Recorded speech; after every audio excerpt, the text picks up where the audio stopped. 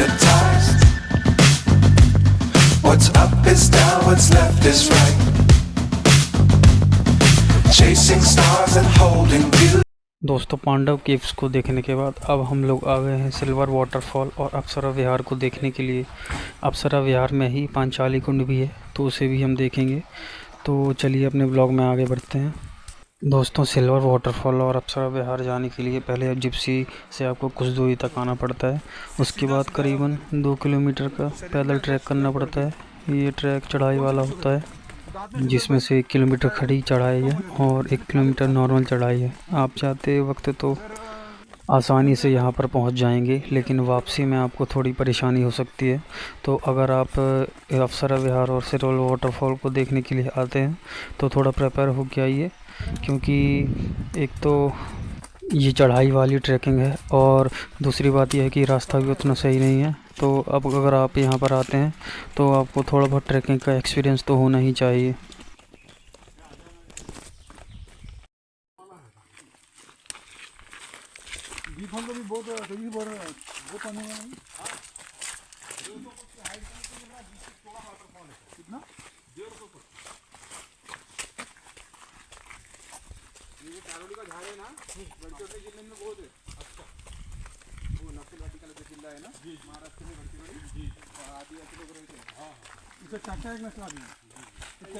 दोस्तों हमारे साथ जो गाइड थे उन्होंने इस प्लेस के बारे में कुछ इन्फॉर्मेशन बताई, तो चलिए उसे सुनते हैं।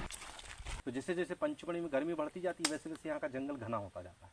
आप लोग गर्मी वगैरह में भी आओगे तो गर्म लपट लू वगैरह नहीं चलती। पंचमढ़ी में 70% साल के पेड़ हैं। इसमें से जो साल के 12 महीने हरा भरा रहता है ना, आंवला, हर्रा, बहेड़ा, आंवला, आम, जामुन, चिरौंजी, इसमें सबसे ज़्यादा पेड़ है। इसमें एक साथ पतझड़ नहीं आता, अलग अलग पतझड़ आता है। इसके कारण गर्मी के समय पे भी आप लोग आओगे तो गर्म लपट लू वगैरह नहीं चलेगी। हवा जो मिलेगी पूरी ठंडी मिलेगी। दोस्तों हम लोग सिल्वर वाटरफॉल के पास पहुंच गए हैं। ये एक पतली धारा का एक झरना है जो कि बहुत ऊंचाई से गिरता है, और इसके जहाँ पे से इस प्लेस में सेफ्टी पर्पस के लिए रेलिंग्स भी लगी हैं। और यहाँ का नज़ारा बहुत ही खूबसूरत दिखाई देता है, क्योंकि यहाँ से पहाड़ जो हैं पचमढ़ी के बहुत ही खूबसूरत और हरे भरे दिखाई देते हैं, और यहाँ पे पूरी हिल स्टेशन की वाइब आती है। इसलिए पचमढ़ी को मध्य प्रदेश का एकमात्र हिल स्टेशन कहा जाता है। पचमढ़ी में आप अगर गर्मी में भी आते हैं तो आपको गर्मी नहीं लगती है और ठंडी हवाएं चलती हैं, तो यही इस जगह का एडवांटेज है।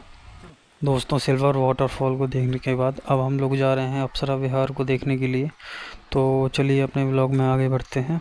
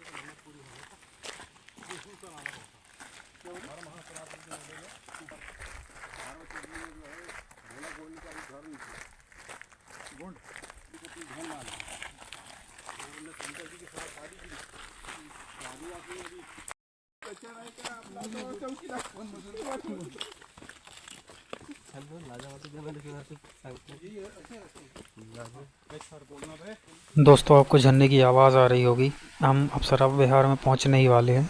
अप्सरा विहार में एक छोटे झरने के साथ साथ जो झरना जहाँ पे गिरता है वहाँ पे एक कुंड का निर्माण हो गया है, और वो कुंड एक पूल जैसा, स्विमिंग पूल जैसा जो उसका आकार हो गया है। तो अंग्रेज़ लोग इसे स्विमिंग पूल भी कहते थे। इस जगह के अप्सरा विहार नाम पड़ने के पीछे एक कहानी है। वो कहानी ये है कि जब अंग्रेज़ों लोग यहाँ पर रहते थे तो उनकी फ़ीमेल्स इस कुंड में स्नान करने के लिए आती थी, और उनका रंग गोरा होने के कारण यहाँ के आदिवासी लोगों ने अप्सराएँ कहते थे। इस कारण इस प्लेस का नाम अप्सरा विहार पड़ गया है। हम लोग अप्सरा विहार में बस पहुँच ही गए दोस्तों, और यहाँ की सुंदरता देखने लायक है। चलिए अपने ब्लॉग में आगे बढ़ते हैं।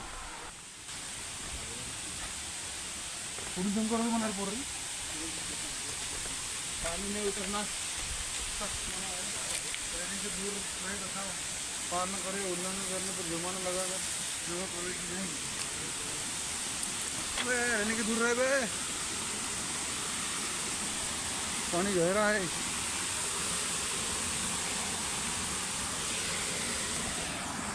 हाँ ना।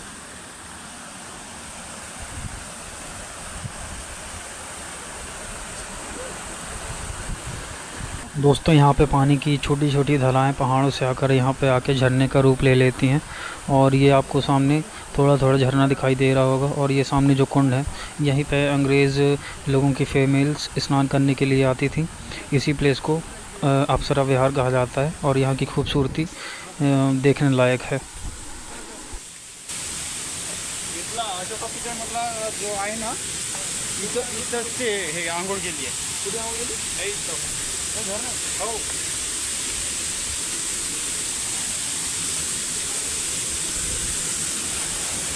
दोस्तों ये सामने कुंड है जिसे अंग्रेज़ स्विमिंग पूल कहते थे और इसके बाजू में ये एक झरना है। और दोस्तों ऐसे ही प्लेसेस को देख के ये विचार आता है मन में मेरे कि भगोड़े अंग्रेज़ हमारे देश से धन तो लूट कर ले गए, लेकिन हमारे देश की संस्कृति और यहाँ की सुंदरता कैसे लूट के ले जाएंगे। हमारे देश की सुंदरता और संस्कृति का परिणाम ही है कि हमारा देश आज विश्व शक्ति बनने की ओर अग्रसर है। चलिए दोस्तों अब यहाँ से पांचाली कुंड की तरफ चलते हैं और आपको बताते हैं।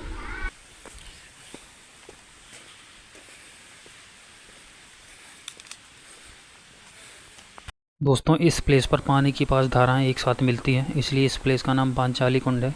और इसके बाद हम अपने अगले डेस्टिनेशन की तरफ चलेंगे।